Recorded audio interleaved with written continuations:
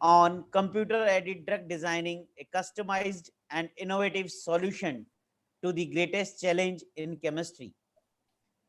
Today, we have very learned and experienced Professor of Pharmaceutics, Professor Subheet Kumar Jain sir from GNDU University, Amritsar.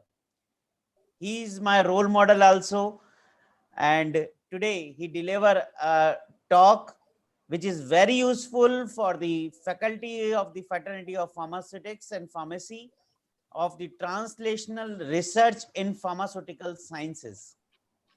Before I invite him for the expert talk, I introduce him to all the participants. Dr. Subheet Kumar Jain sir, presently professor in Department of Pharmaceutical Sciences, Directorate of Open and Distance Learning, Directorate of Online Studies, Coordinator of Center for Basic and Transnational Research in Health Science, established under RUSA 2.0. He is also in charge of Central Animal House Facility, GNDU, Amritsar. In past, sir has served in very major and key role positions like head Department of Pharmaceutical Sciences, GNDU.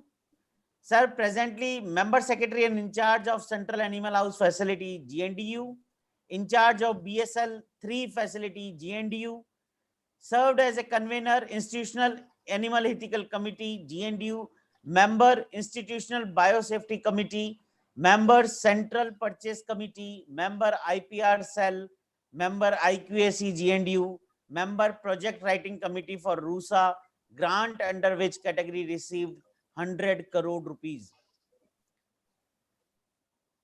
The major area of interest of Dr. Subheet Jain sir is development of novel drug delivery system based formulations for improving the safety and efficacy of the drugs, toxicokinetics, pharmacokinetics, and pharmacodynamic preclinical studies, anti-cancer drug delivery using nanocarrier approaches, dermal drug delivery using carrier approaches, and gastroretentive drug delivery system. Sir has a rich experience of teaching and research of 20 years. Sir has completed 8 projects, sponsored projects, 2 of CSIR, 2 AICTE, 1 ICMR, 2 UGC, 1 of DST, approx 1.2 crore rupees. And 3 DST, UGC, RUSA and AICTE projects are going on. Under the research consultancy project, sir has completed 2 projects. At departmental level, sir has 2 DST FIST and DST PERS. Total grant received up to 150 lakh as an individual in EMR, 45 lakh under UGC CPAPA scheme. As research publications, sir has 111 international publications, 13 national publications, I-10 index of 56, H index 29, and citation more than 3000. The maximum impact factor sir have 6.012, and the average IF impact factor of the papers is around 6.2. Sir has guided 10 PhDs, 62 MPharms, and 2 postdoc fellows. Sir is on panel of reviewing the international journals like Elsevier, Informa Healthcare, American Association of Pharmaceutical Scientists, Taylor and Francis, Springer, Bentham Science.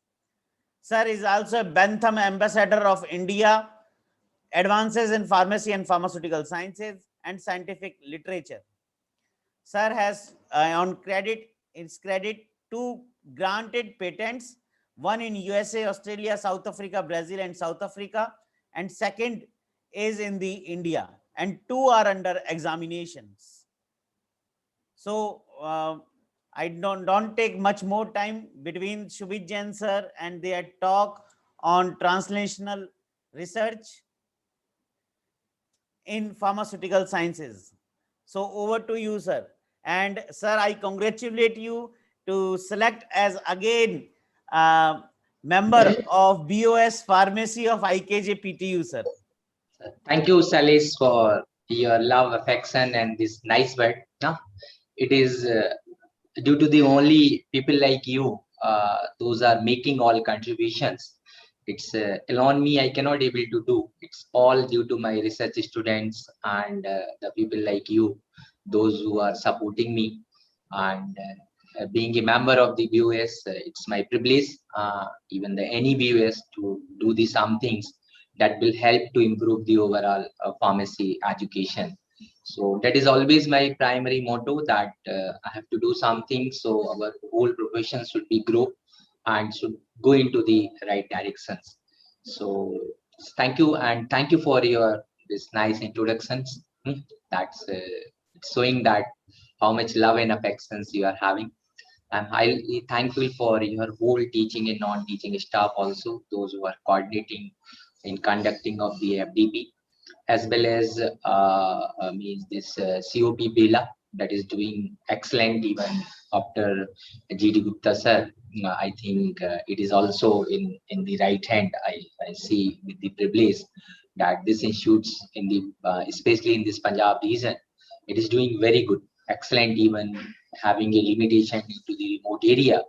But still, because you are doing good in the academics, you are facilitating your students, you are conducting these all academic activities. So the area is not means matter. Even you just go into the history, all the good institutes are in the remote area. You go into the any IITs, you go to WITS Plani, you go to the WITS Masla, whatsoever the very excellent institutes I visited anywhere. Now they are in the city, but earlier they always in the some of the remote area. So this is not the any limitations for you, but it's I congratulate you that you are is doing good in the NIRF ranking also, and that is a one particular Indian level ranking is indicating that you are excellent in your academics and the curriculum activity, because it's a overall package they are evaluating you. So I congratulating you also. Look, Salis, it's a good performance. It's a good things that you are doing for institutes. Always you are energetic to do some things, and it's my privilege to always share my experience with the my fellow pharmacist colleague or some of the students. Maybe something will be triggered, and some good things will become. So so thank you. Now I will start my. So I think you allow me to Please, the please, host. sir, please. You just allow me to sir, the please. host. Yes. Do you want to end this? Sir, मैं बना दिया है. I've already make the post of Oh, sir. मैं खोल लेता हूँ. So so good morning to all of you. I do not know how many students are there and how many is probably the faculty member is there. But this particular topic is very important. In this particular 1 hour speech, I am going to be explain you that we can able to do number of things. We even during this pandemic, now people are thinking that the pharmacist is also the important part of our healthcare system. And, yeah, so during these presentations, because what is I feel during the many of the meetings of the SEBI chairman or the dean of the PTU, that we are putting our 5 to 6 to 7 years in the research activities. Even in case of the MPharm students, also doing their research for 1 year and 1.5 years nowadays. But by we not do in such a direction, so something will come. I know that we cannot able to develop the from a single study cannot be the product oriented. It always the multidisciplinary things are needed to bring a one product into the market.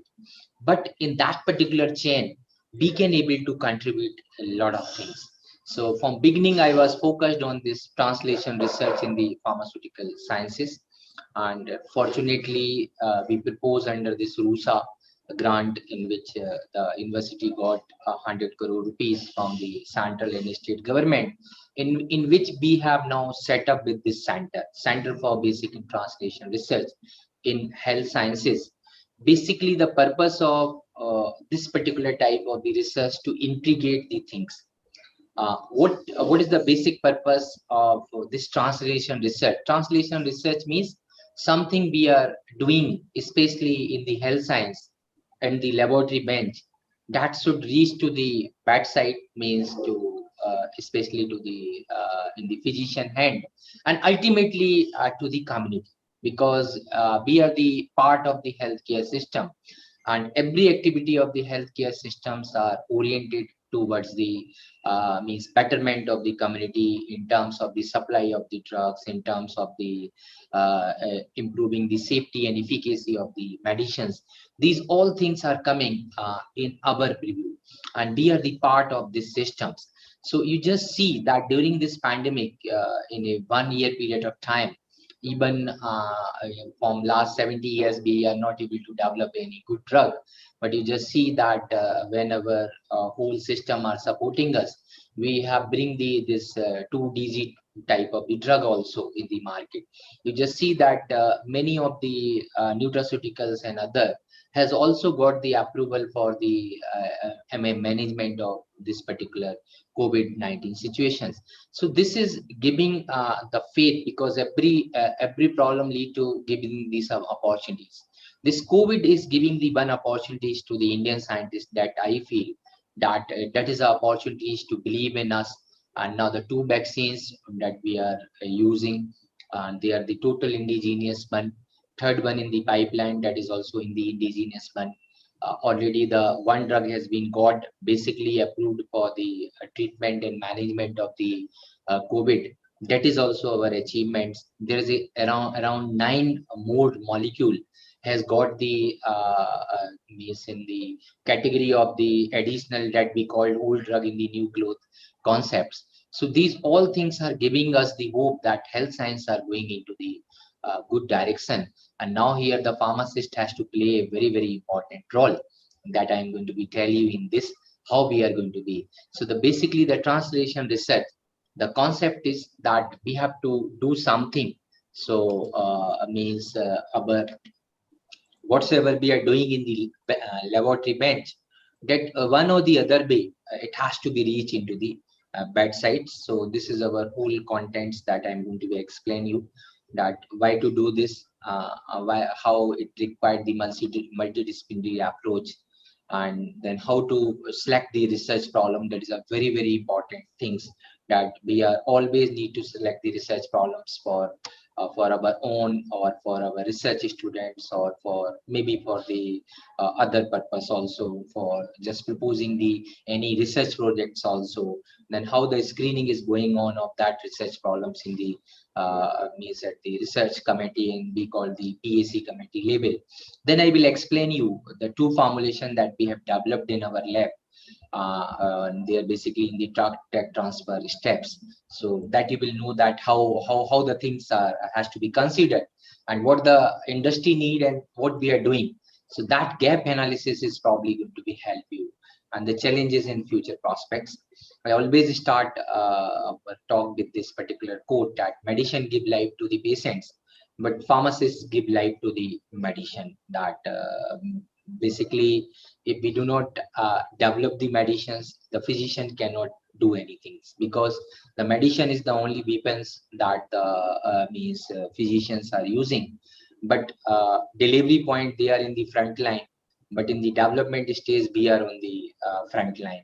So until unless we do not develop the medicines, or until unless we do not have the good strategy, you just see that during this pandemic in last 2 months, even the we are the proud of the having such a good pharmaceutical setup, that we are exporting 63% of our own medicine. But I saw in the month of the end of the April that the paracetamol and dolu tablet is also the getting short in the market. So you just see that if this much of we are not doing, then means probably this pandemic will do the more damage to us. If the medicines, even simply the short supply of the oxygen, short supply of the remdesivir, short supply of the doxycycline, short supply of the your azithromycins are means having a many life. Huh?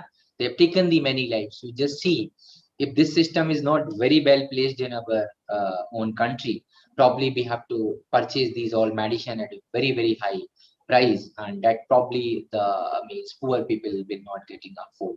So it's not only that availability of the medicine, but basically the pharmaceutical industry are making the affordable means availability of the medicine at the affordable price. That is the beauty of our this particular health system.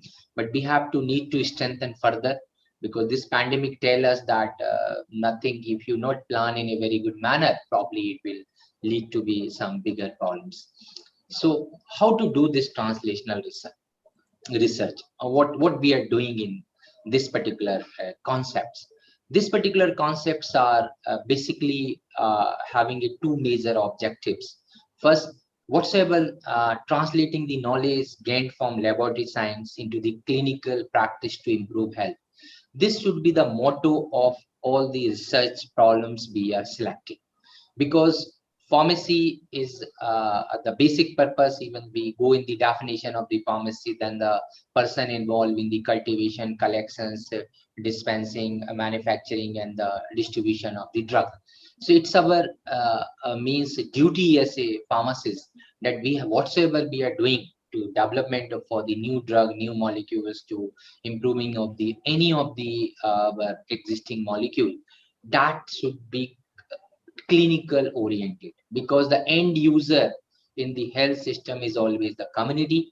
So until unless we do not think that we are doing something for the community, it will not going to be your translational research. So ultimately, how this translational are happening, what we are doing some research in the our laboratory bench.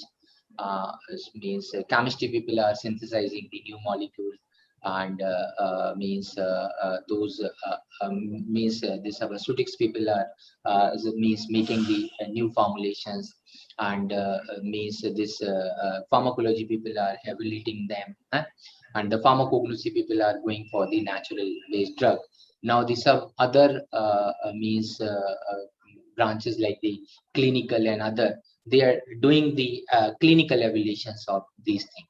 So what we need, whatsoever we are doing, we will convert that from bench to the industry. Means we do some things, we all the research is not going to be the translational in nature. Just keep in mind, only the few leads we are getting. You know, बल्कि से phone आया, उनसे कह दो कि sir ना हम talk they रहे हैं. हाँ, चलो उनसे कह दो कि सर टॉक दे रहे हैं, वो 10:30 पे बात करनी है. So that so some things that is coming very nice, very excellent in terms of the means that should be translation to the industry, and that from the help of the industry, how we have to do, we have to transfer some process, we have to transfer some technology, and in this way the industry will pick up that particular concepts, and that concepts they will further they will validate in terms of the bigger setup. And then if we found that that is a very clinically relevant, they will do the different clinical trials, and in this way, after doing that clinical trials, that things will reach to the community level. So all the research are not translational in nature. Only the few lead we are getting. Even the chemistry people are synthesizing the 100 of the compound. They are getting sometimes the one lead. That lead is also when they are testing in the different ex vivo means by the cell lines, or by the bacterial culture, or by the some of the other way. They are getting that lead is means just doing little with better performance in comparison to the whatsoever is available in the common. So we must be honest in whenever we are doing the any translational research, we must be honest at the beginning that this is whatsoever the product, whatsoever the technology, whatsoever the process we have developed, that is really having is some clinical advantage, that is having an advantage to the community or not. So the first things, that is a very, we must be honest to us, to our own self. We have to analyze because that this is translational in nature or not. Because once you will go from first to second steps, once you will go, you are saying that we are is transferring the technology. But once the technology you are getting transfer, then probably the industry people are need to be put and validate on the bigger subjects, on the bigger scale up. More amount of the money is required there.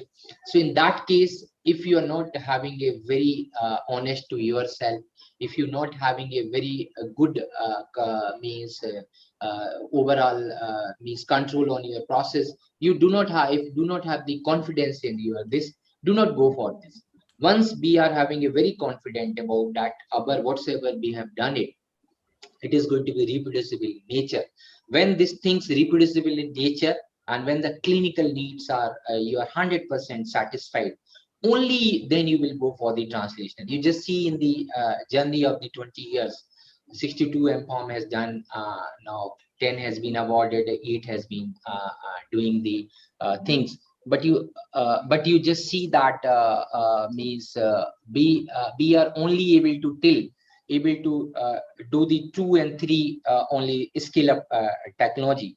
Remaining, you just see that out of the 100 bugs, only the 3 are got the very important. Even that I consider as a very significant number. Even out of the 100, any of the lab is even able to contribute the any one process and one means product or any of the things.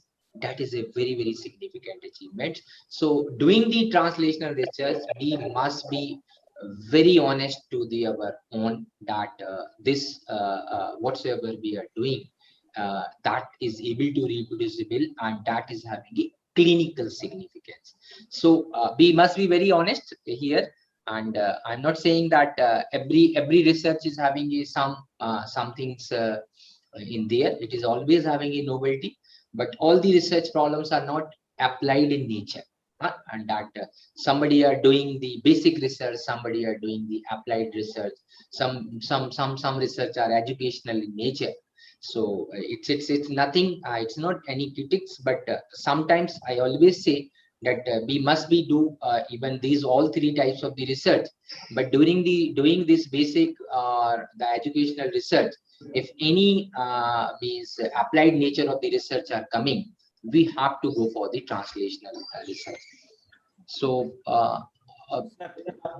we must means understand what we have to do in major things here in the translation research is to translate the fundamental research and ideas into meaningful practice in the, yes yes sir. आप slides को presentation mode पे कर देंगे, बहुत छोटी दिख रही है सर। अच्छा कर देते हैं जी, ठीक है। Thank you sir, thank you, now it's okay sir. Because in the that your Google Meet now, when we are doing it, it is hiding the you people na? So that's why now it is I think it's clear for all of you. Yes sir, now it's clear sir, thank you sir. So what is the basic things we have to do in the translational research?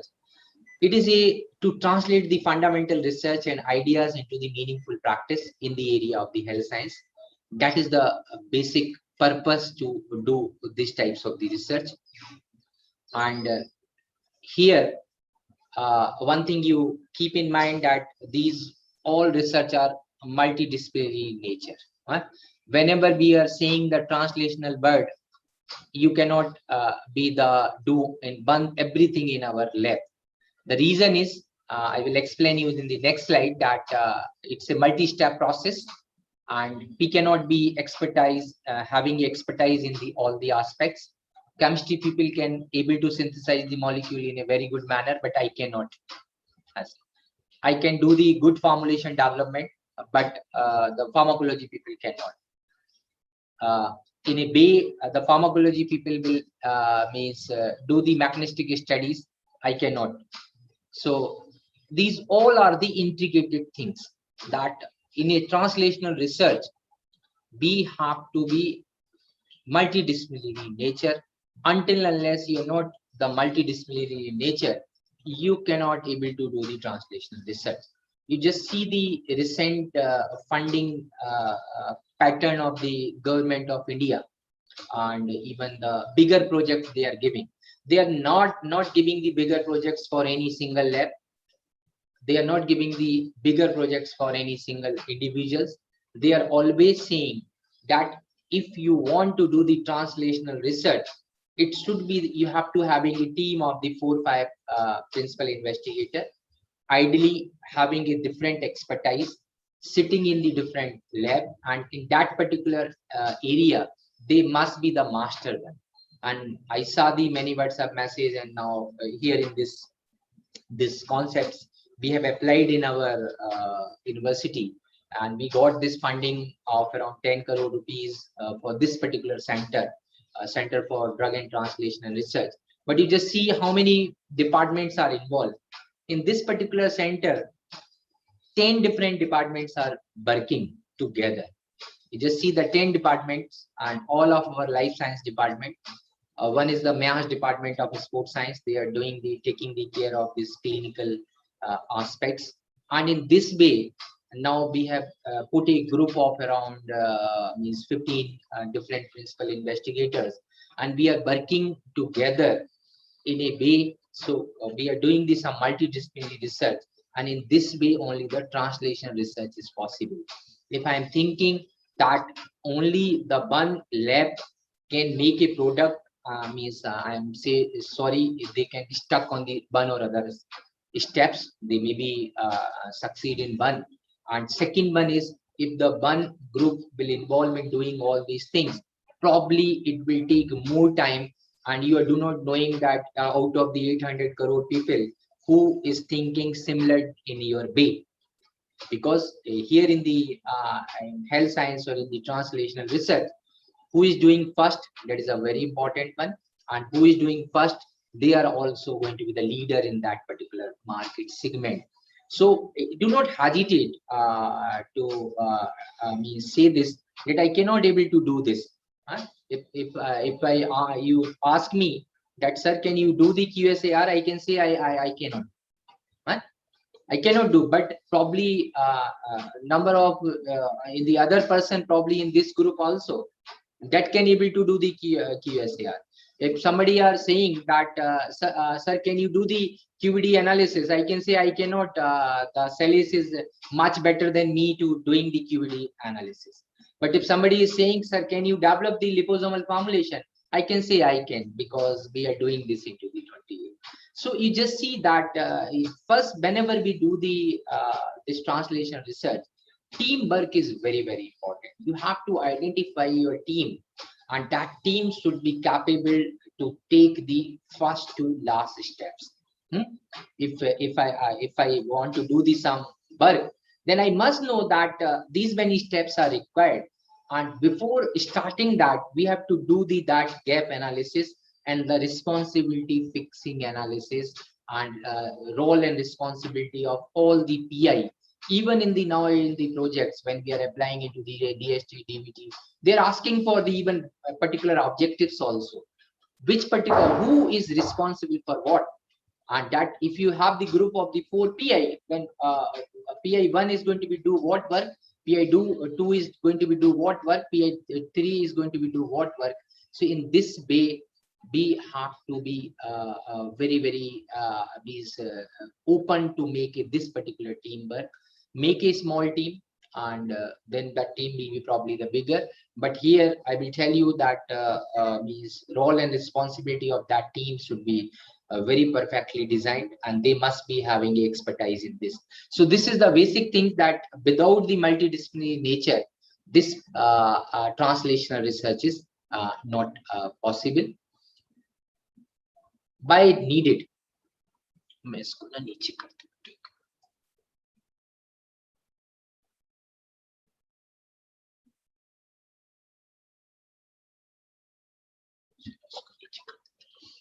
So this is the one slide, probably you also know by the other expert, that how overall drug delivery and drug discovery and development are taken place, and by due to the COVID, now common people are also understand this. In drug discovery, step is starting the discovery of the disease, and then what the disease pathological changes are doing in our body, and what particular protein or things are responsible for that. Like you just take the example of COVID.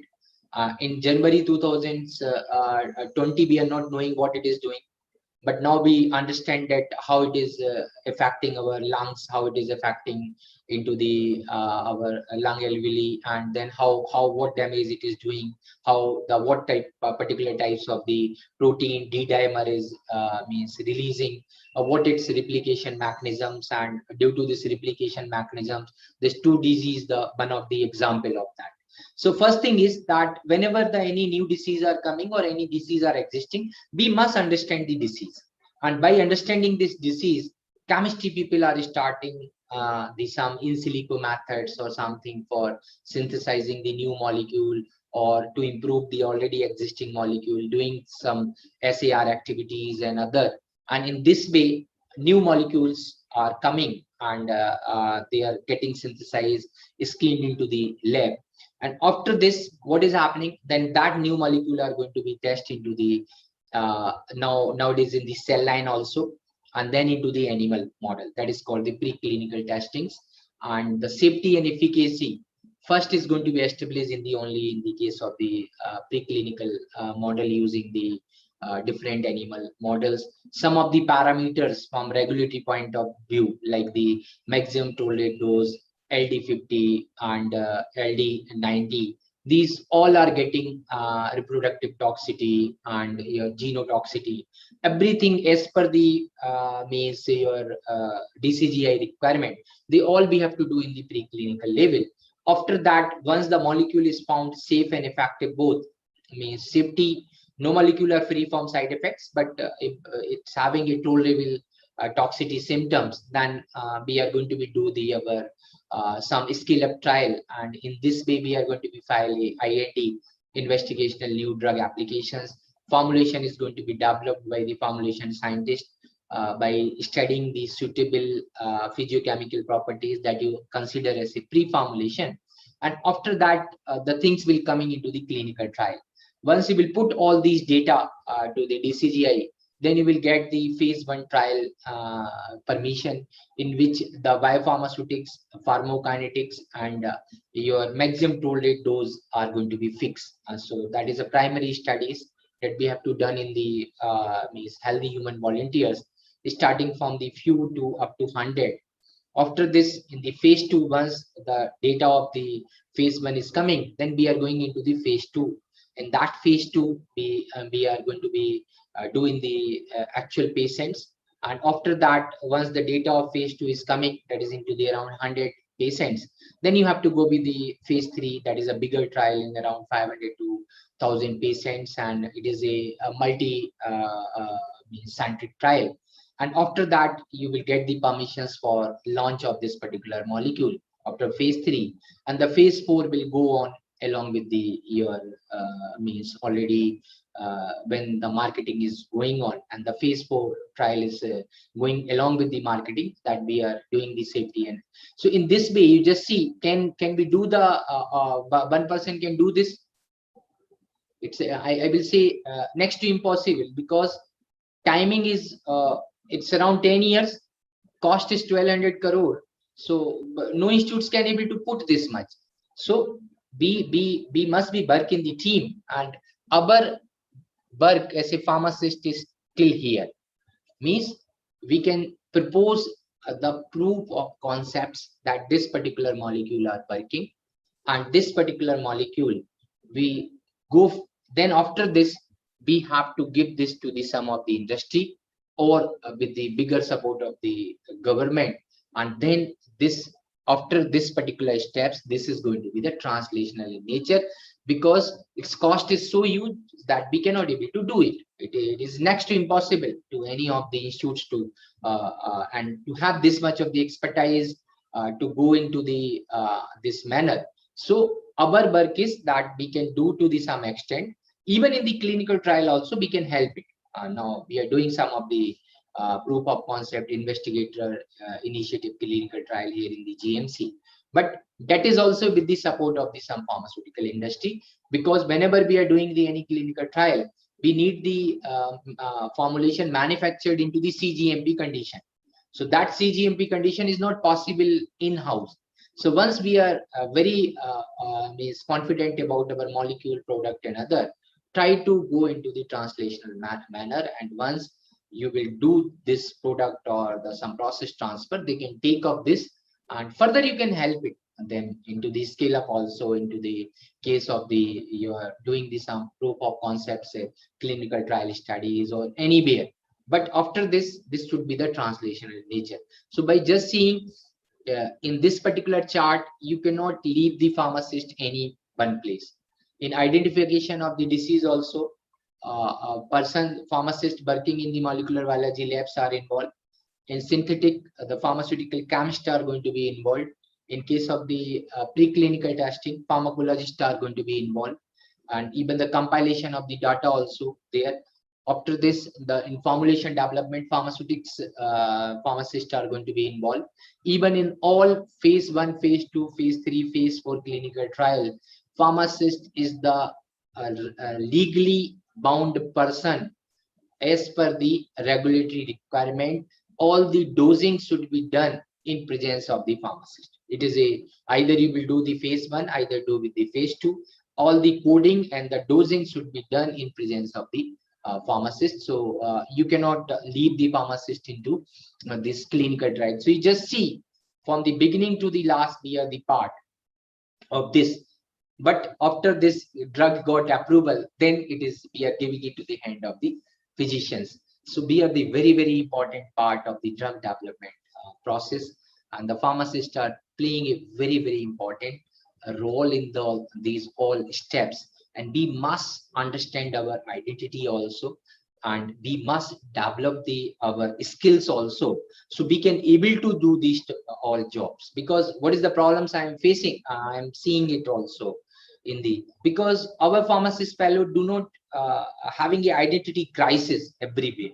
They are saying we cannot able, but once they have been exposed to the industrial level, the same persons are means doing all these things.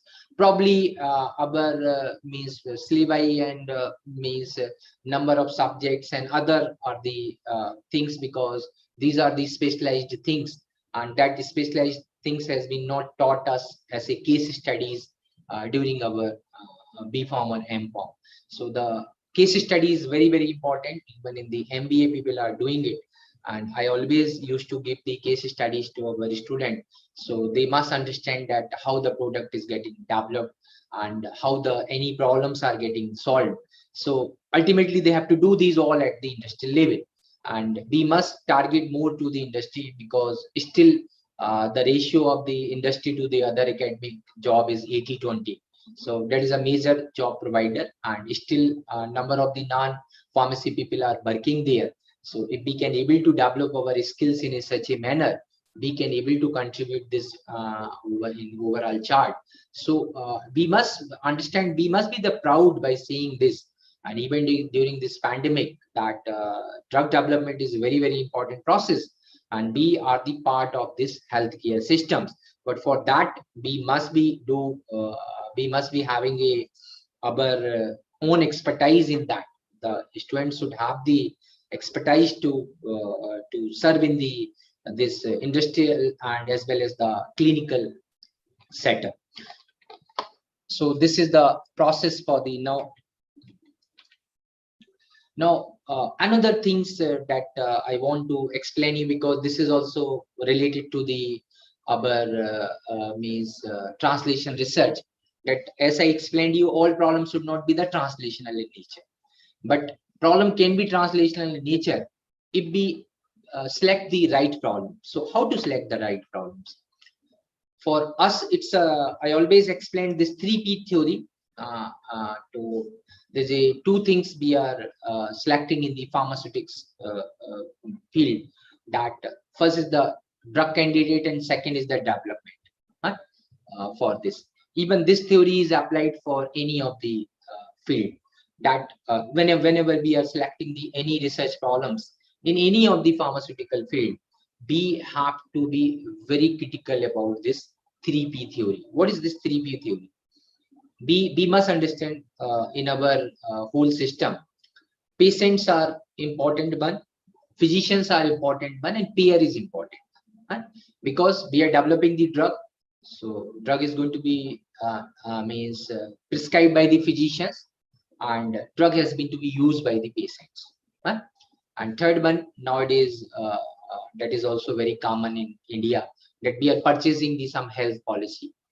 In case of the foreign country and Western country, because we are the major exporter for all leading country, so we are the people are covered 100% by the medical reimbursement, or that they have the cash free hospital, that people are going there and they are taking their treatment.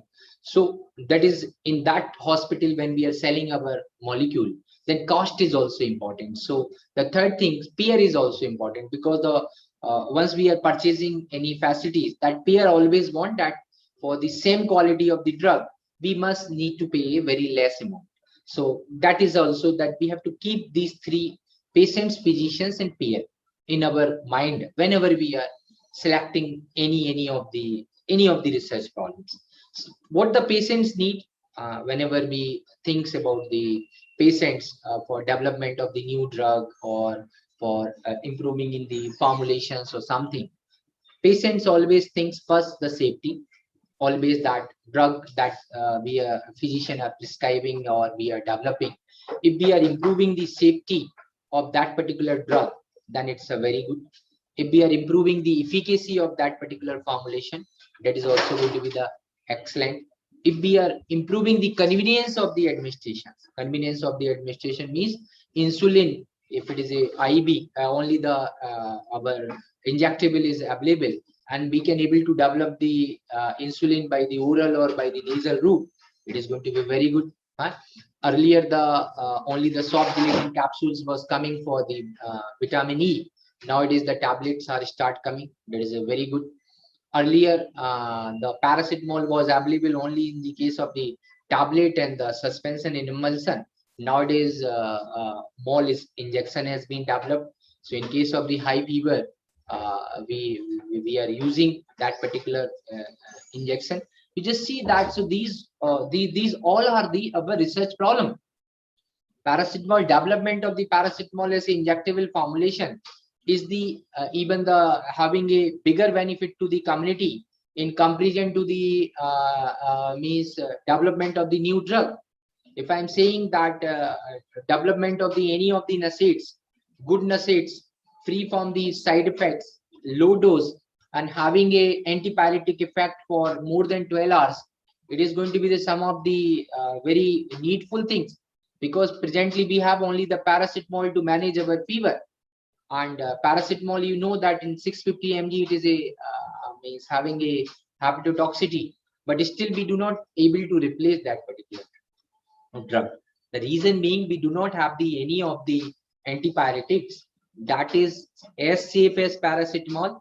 Even the paracetamol is having a one limitation, that it is having a very short biological half-life, but still it is a drug of choice. When the fever is not getting controlled by this, then we are giving the nemosilides or the ibugesics and something, but ideally we do not have the any replacements. So in case of the patients, we are always look that we have to develop some formulation that is having a better safety and better efficacy profile. It must be increasing the convenience to the patients. If formulation need to administered 5 times a day, and if we are converting the into the 2 times a day, if the formulation has been administered 2 times a day, and now we have the metformin SR, or we have the glycidides SR, we are taking in the morning, for whole 24-hour blood sugar levels are going to be maintained. In case of the most of the anti-hypertensive drugs, taking one into the morning along with your breakfast, for whole 24-hour your blood pressure is going to be maintained. It's not smaller things. You just see that when in 90s this sustainability concept has started, that people, even the researcher has proposed this concept that anyhow we can able to combine the 2 dose and we are able to develop the sustained release formulation. Now you have the around 100 plus sustained release tablets in the market, and they all having a better means convenient to the patients, and the safety and efficacy is also there. So always the one thing I also think whenever I am deciding the any projects, that what the patient's benefits should be there. For me, the first P is also going to be the patients, because once I think patients, means whole clinical setups are coming and the students are getting clear about the what already existing in the markets, why we are doing it, any need for doing this or not. So these all are means first P in our all research problems should be the patients. Second P in our all research problems should be the physicians. Means until unless the physician will not prescribe our formulation, legally nobody can use it. If I've developed the suppose one formulation, but if the physicians are not convinced about its two things, the physician always want that the formulation safety and efficacy. They always want that in comparison to existing therapy, how your formulations are comparable in terms of safety. Second, what is the efficacy? Efficacy means if it is an antipyretic, then it is working with the similar to the paracetamol or not, and the safety, it is having any side effects or not. So these two things always, until unless they do not have the very confidence about these two things, they never going to be prescribe your formulation. Even you will not get the permission to conduct the phase 1B studies also, I will tell you. Even in the your IEC meetings and other, until unless the safety and efficacy are not you have not able to prove by the preclinical and other, and you're not having a firm data, nobody are going to. Second thing, the physicians want that how easy to administer. Suppose I'm saying something is into the parenteral, you are converting into the oral, it is also good. Something that is into the oral, paracetamol, you are converting into the parenteral, that is also good. Because in case of the very high fever and in case of the vomiting and other, we need the injectable formulation. The person, those are having a unconscious, they cannot take the oral medicines. So then only the one route is available for them. It is a parenteral. So parenteral formulation is also considered as a life-saving route in case of the emergency. So we must have the parenteral formulations for most of the drugs. Those are considered as a life-saving. And now you just see that due to this research and other, most of the life-saving drugs now is available as a parenteral formulation also. Third one, that is payer, that cost-benefit ratio they are going to be looked, and that is going to be the reimbursement policy is also going to be one. Now I will explain you the two success and the one success and one failure by applying this 3P theory. One is very common nowadays. You looking and you are getting this particular drug highlighted into the in all news channel. People are not knowing amphotericin B, but now due to this black fungus, amphotericin B is everybody is knowing. What is this history of this molecule? I will tell you. This amphotericin B is the drug of choice for systemic fungal infections, and this is the only drug available for treatment presently, and even from the beginning. That is the only drug in case of this mucormycosis, mycosis, in case of the leishmaniasis, and in case of the brain fever. This was the, and in case of the any systemic fungal infection, this is a particular drug that is we have to prescribe it. There is no other drug that is active, and but this drug is having a one problem. That is, this drug is having a very poorly soluble. Solubility is less than 1 microgram per ml, and the desired solubility is 1000 microgram per ml. So you have the 1000 time difference. So what is happening? Because this is the only drug available, so the formulator has developed its injectable formulation. It is a class 4 drug, BCS class 4 drug. They are using the very high concentration of sodium deoxycholate, around more than 35%, to dissolve this particular drug and making its micellar solubilization phenomena. And they have launched this drug as a amphotericin B, injectable formulation. But once it has been launched in 80s, then it was found that this drug, due to the use of the very high concentration of sodium deoxycholate, it is damaging the kidney. It is a highly nephrotoxic nature, and severe acute anaphylactic reactions are also the patients are facing, and these are very severe things are there. But there was a no option was there because it was the life saving. So there was a no options. So still it is in use, and at that time also. But at that time, one particular concept came, that was the liposomal formulation. It is the 1987 story. Then Elja Pharma has developed the amphotericin B liposomal formulations. What they have done it, they have encapsulated the amphotericin B into the liposomes, because if you have understand little with liposomes, it is using the phospholipid and cholesterol, and this particular drug is having a mechanism of action by interacting with the biological membrane and forming a complex with the cholesterol. So this particular phenomena they have used to make a liposomal formulation. This drug was very effectively encapsulated into the liposomal formulation in a same strength of 1 mg per ml, and this liposomal formulations has been launched as a injectable one. And when the clinical trial has been done, then nephrotoxicity from 75% to reduce to 25%. So by this way, it was considered as a life-saving drug, and the major toxicity was reduced. So in this way, this formulation was launched in 1987. So this particular formulation, if I fit into the 3P theory, then it is having a lesser side effects, less nephrotoxicity, less hypersensitivity reactions, less cardiotoxicity. So the patients are happy, means they are satisfying the patient's safety and efficacy and convenient of the administrations. All three parameters of this has been satisfied. Second things was the doctor. So they are also happy that they need to because they are having a fear to administer this particular drug to the patients, because such a severe nephrotoxicity and other, we are treating the systemic fungal infections, the patients are going into the other problems. So once this nephrotoxicity has been reduced, then maintain then means managing that patients was very easy. So in this way, this particular formulations was found even the sustaining in the release of the drug. Also there was no chances of the precipitation into the capillaries, so it's easy to administer, and they are getting a very good pharmaco means response, also means overall efficacy are coming in comparison to the conventional formulations very nicely. Less dosing is also required, so they are both are getting satisfied.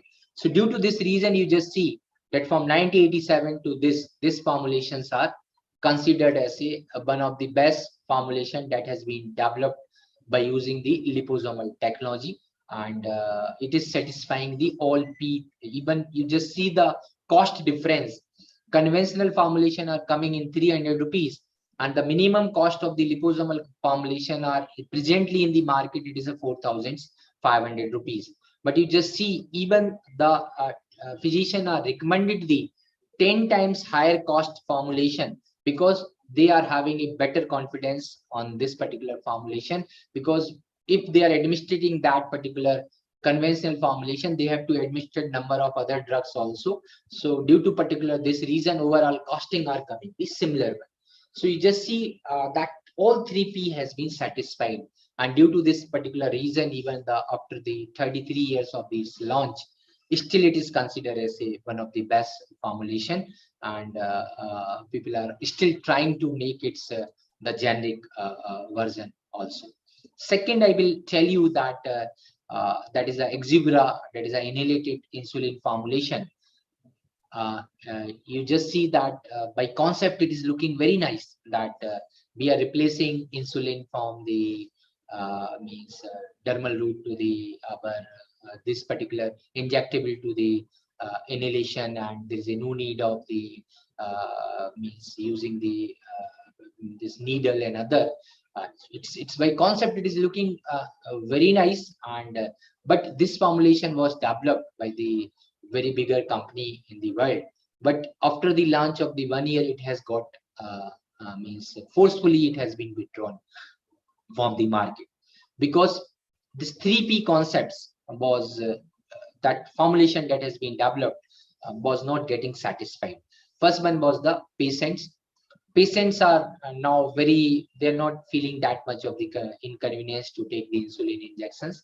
They have been the self-trained, and they have been trained in terms of the international unit. Means if somebody are diabetic, they are taking the 1 unit, 2 unit, how many units we have to take. They are more trained in the terms of the unit. This formulation was into the mg.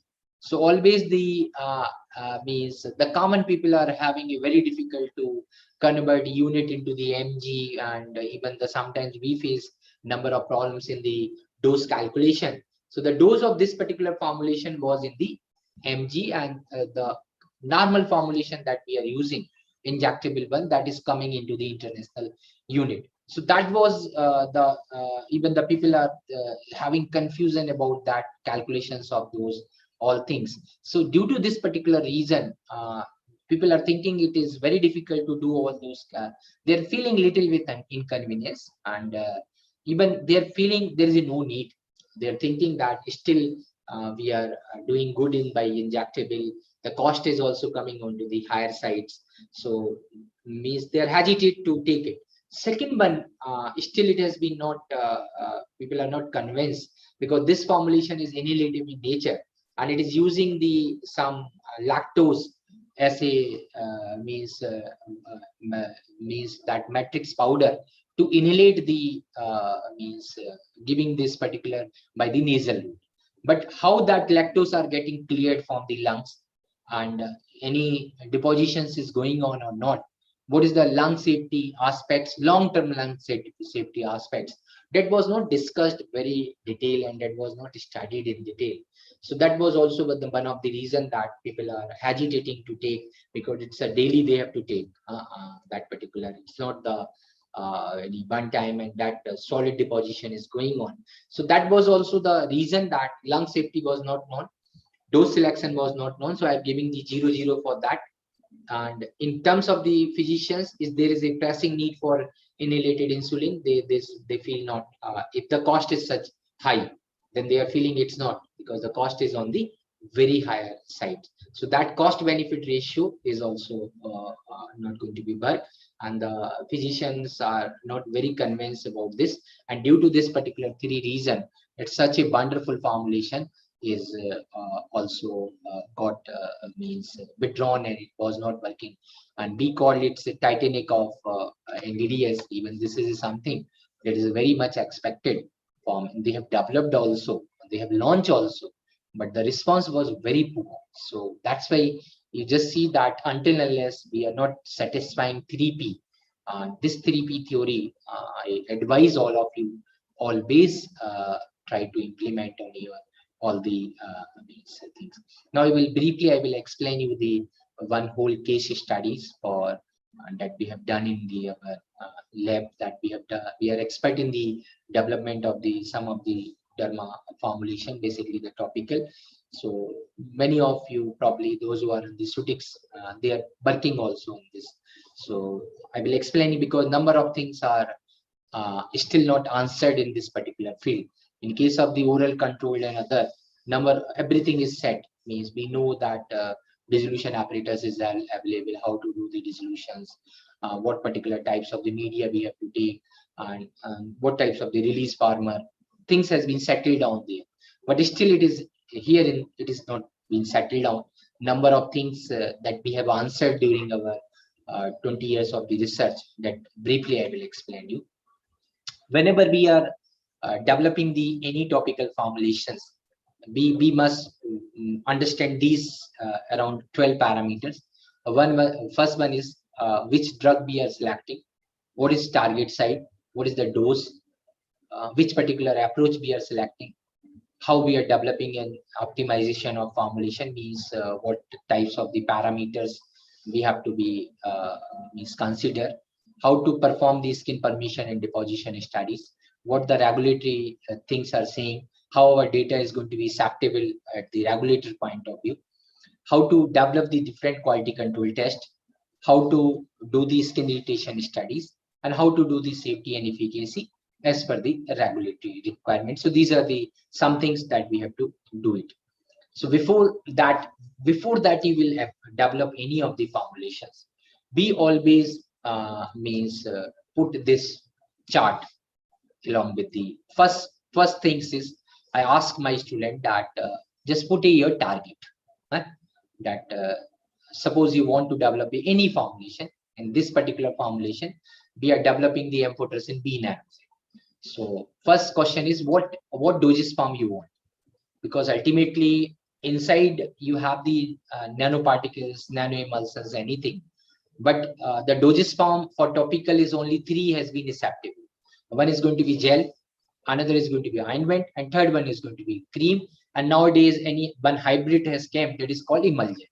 You just see that all of the topical formulation or level it has been written that this ointment containing this much percentage of drug, this emulgel containing this much of the particular drug, this much is containing this much. So you have to you cannot change the label requirements, so you must look that if the for topical what is the official terminology, you have to stick on that. If suppose I want to develop a tablets, then even our sustained release tablets can be it is a tablet only, it is a one type of the tablets. And so but nowadays it has been officially defined as a sustained release, so I can put a sustained release, extended release, or the delayed release. These are the 3 things that has been officially accepted by the regulatory agency. But earlier when the first sustained release tablets was launched, then probably they have to write the coated tablets only. So in this way we have to know what is its dosage form is gel. Potency is very important for all our fellow because something already has been optimized. If some dose has been optimized, do not try to deviate that. Even in the initial, if you are getting better response, once you will do the biological activity, you can say that dose can be reduced 2 times, twofold. But do not change the dose. Whatsoever has been coming in the commercial formulation, you have to go for that particular dose. Appearance is very, very important. It is looking at minor parameters, but as a pre-formulation scientist, you must know it is a very important one. If suppose your formulation appearance is pale yellow smooth cream, and when you are opening, you got that it is a dark yellow liquid formulation you find, then you will know that it is a formulation has been expired. Sometimes you have seen the many your vitamin tablets, especially in the July-August season, when you are opening, in place of the tablets you are getting the damp solid. So that has considered as expired. So this appearance is very, very important. Once we have to fix our appearance, that what we have to write. Pale yellow smooth cream. It can be the any whatsoever you will define whatsoever. SA, it should be the drug content we call, and as per the regulatory, it should be the 90 to 100, 110% in all formulation. So we have fixed. I fixed that particle size below 200 nanometer. It always should be the range there, because when you are going for the scale up, if you are saying that I have prepared the 50 nanometers, at commercial level, it is very difficult to make 50 nanometers. So always you are making 50 nanometer, it's okay. But you just put a range that it should be below 200 nanometer. So if you are getting 50 nanometer, it's also okay.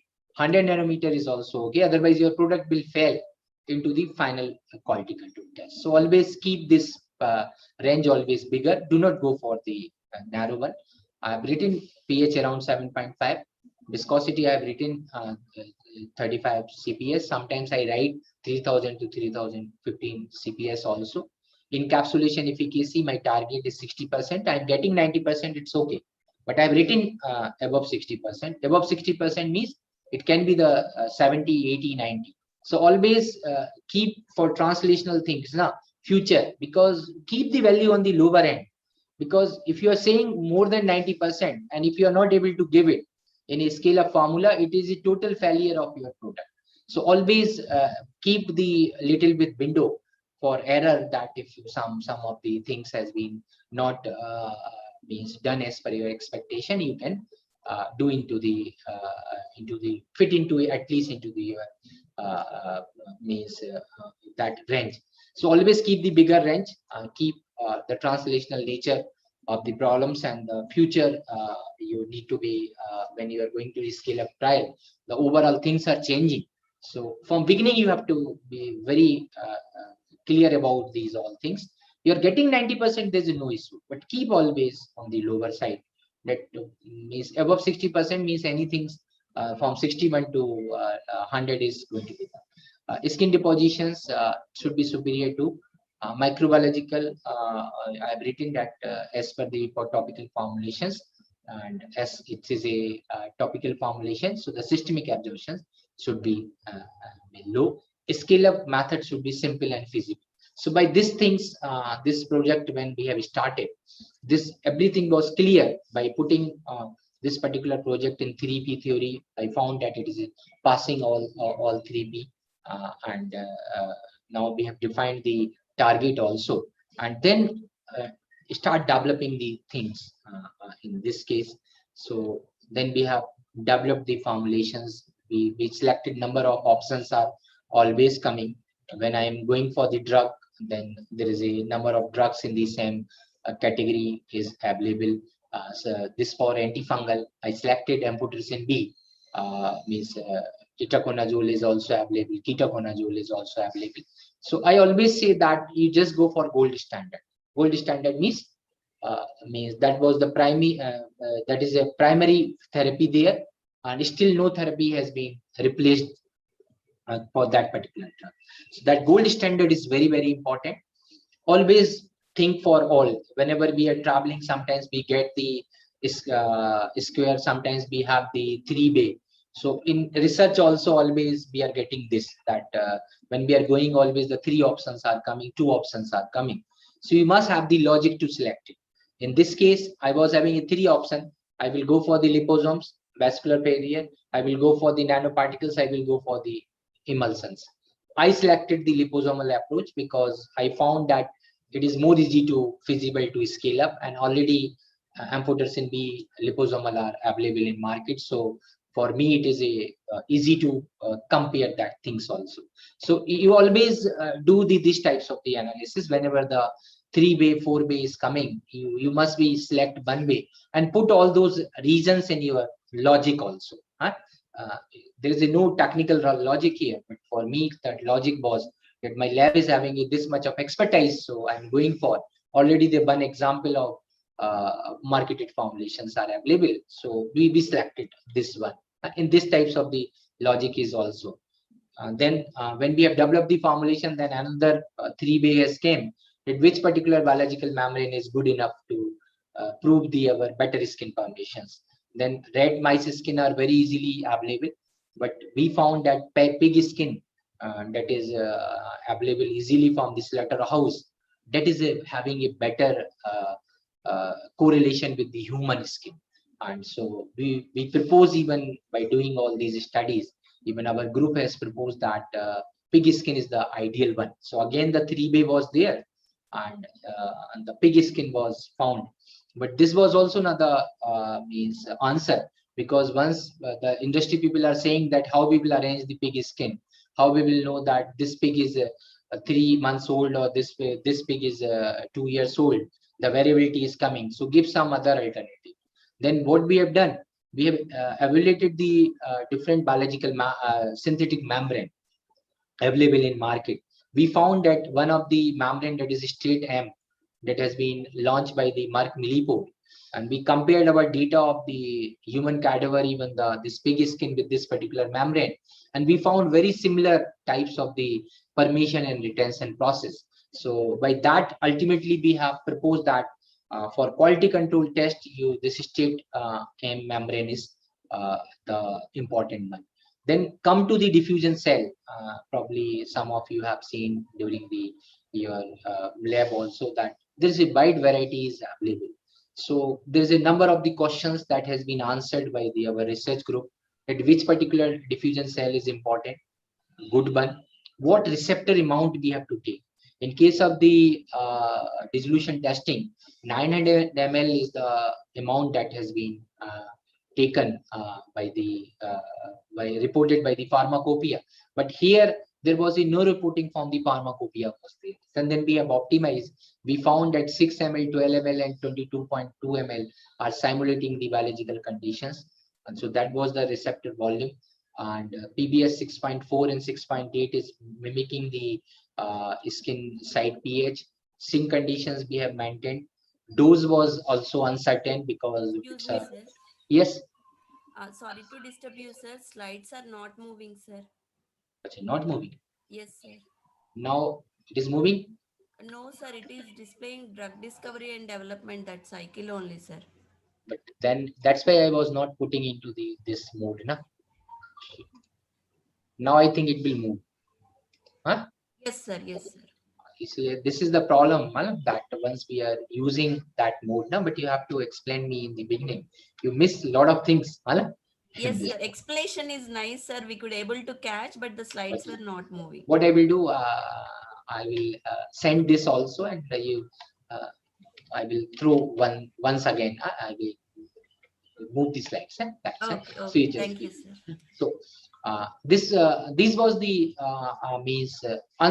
unanswered questions that what dose we have to apply. So there was then we have looked for the US FDA data, then found that 500 mg is the dose that we have to apply it for all formulation. Because in case of the tablet, one tablet you will use. In case of the suspension, 5 ml or other you will use. But in case of the topical, nobody is even you are telling that how much you have to apply. So now I will tell you that dose of the topical formulation is 1 fingertip unit. And even in the physician are not telling that, they are saying that you will apply it 4 times a day, 5 times a day. But if we can say that what amount we have to apply, so that is an uncertainty. So that dose is the 1 fingertip unit, means 500 mg we have to apply it. Then method of analysis, method of lot of things we have optimized. But by this doing, ultimately we are able to develop the this particular product, and that is meeting the all desired characteristics by doing these all data, skin permeation and deposition studies, similarity factor analysis, skin deposition studies. We proved that formulation is 5 times having a higher depositions by this CSLMs. We have done the similarity factor also, that if I'm saying that my membrane is having a similar to the human skin, they will say, well, what is the factor? So then we found that there is a one factor that has been reported into the pharmacopoeia for calculation of the dissolution factor similarity. That was the similarity factor. You called the F2 factor also. And in the pharmacopoeia, it has been written that if the any value is coming more than 50, means the two dissolution profile are considered the similar in nature. So that particular concepts we have applied here. We have compared the human skin data versus STTP-IV data, and then similarity factor has been calculated. We just see that in case of the human skin versus STTP-IV, the value is coming up to 85 also. When we are comparing the human skin versus pig skin, the data is coming means also more than 50. But when we are comparing the human skin versus rat skin, data is coming below 50. So you just see that the common practice we are going on. By this particular, from any regulatory agency, I can able to justify them that, look, this is the data that looking very feasible, and this is the all the data we are combining in the, if I show this data, I am showing this data to you, probably you will not catch it. You are saying what has been written, that different values are written. But I am writing this, you are saying that yes, it is a very confirmed thing that 50 is the value, and the value is coming more than 50. So always the data representation is also here. This whole data has been summarized into these two boxes. What is the finding? That skin deposition is 3.73 fold higher than the conventional formulation. The summary of this whole study is this, that our formulation is having a 4 times higher skin permeation and depositions. By just showing this enhancement ratio, I can prove it. Remaining data are on the back, so that we can able to prove. Further, I have confirmed, they will say that no, one method is not sufficient. You can tell me how it is working in the in vivo. Further, we have proven it that by using the CSLM, it is called the confocal laser scanning microscopy. We have put the skin sample on that, and that particular instruments are giving both depth of the skin penetration and the intensity of the marker that has been penetrated. And by these two things, you just see here the value is coming 240. Here is value coming around 600. So you just see the this is the depth of penetrations, and this is the overall depth. You just see in case of the conventional formulation, it is only retaining into the upper layer of skin. It is going to deeper. So the concept was better skin permeation depositions. That has been proven by the two methods. Biological membrane also we have replaced. So at the commercial level, this is a one formulation can be translational in nature. So these types of the data when we are presenting, uh, the things are very clear. And whenever we want to do the translational research, our product attributes, characteristics should be clear from the beginning to us, and we have to prove those in terms of the only to that particular product attributes, along with the all those things that means need to be incorporated in your product. So you just see from where we have started, these all things has been means these all our product specifications has been met, and we have the all supporting data. I can put here in Excel 1, in Excel 2, in Excel 3, all in Excel 2. But the first sheet is this, that this was the purpose, and this has been met. If you want to compare any of the data or any of the detail, you can go inside in the detail. So this is the way how to develop the any formulation, any do the translational research.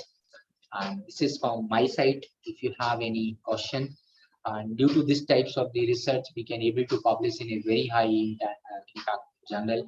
It is having a 4.2 impact factor.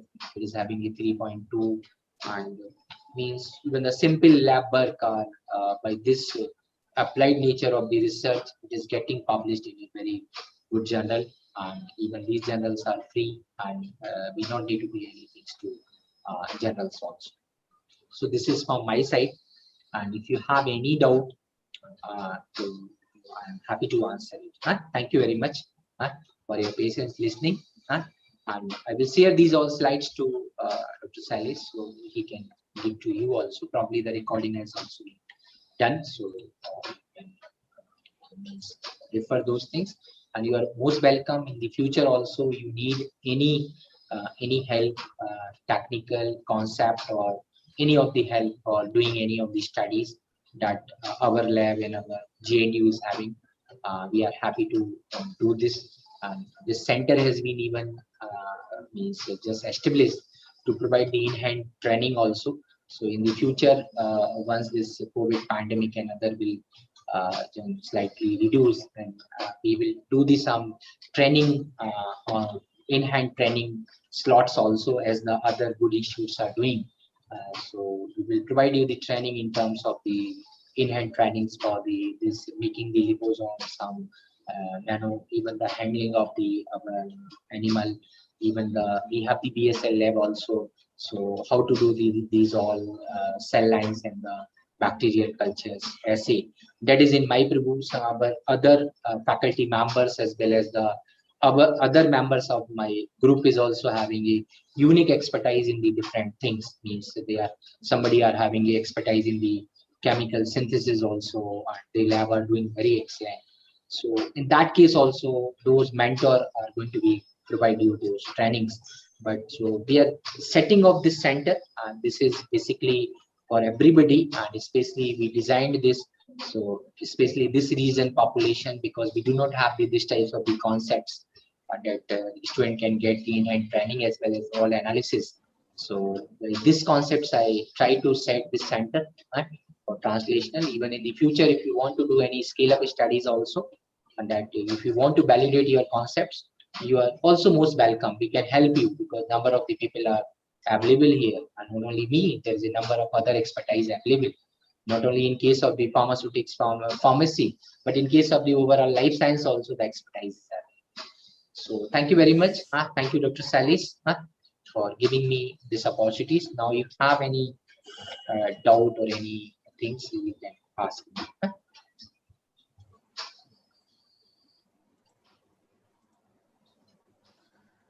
Thank you very much, sir.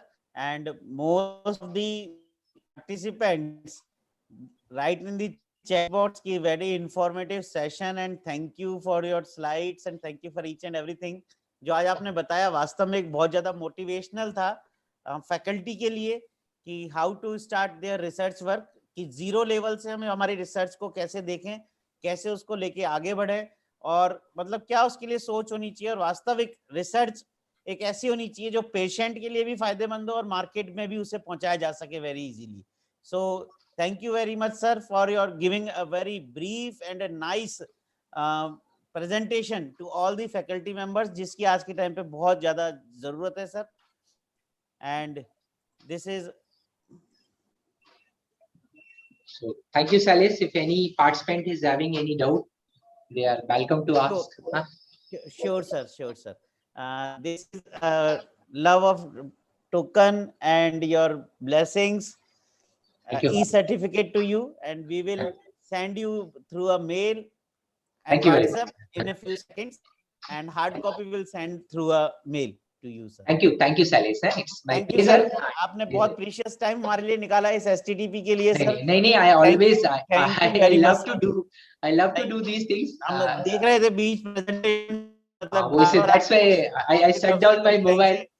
कुछ ना कुछ आता है पर pharmacy fraternity के लिए आप हमेशा आगे, टीचर्स के लिए हमेशा आगे खड़े रहते हैं.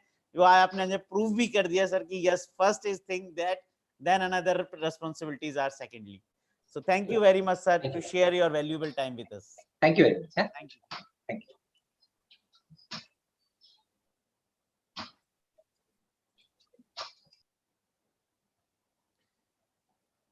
So for the participants, we will meet at 11:30 a.m. with the expert of Dr. Yogesh K. Kulkarni sir from Narsi Munji Shirpur. So we will meet at 11:30 a.m. sharp. Thank you very much.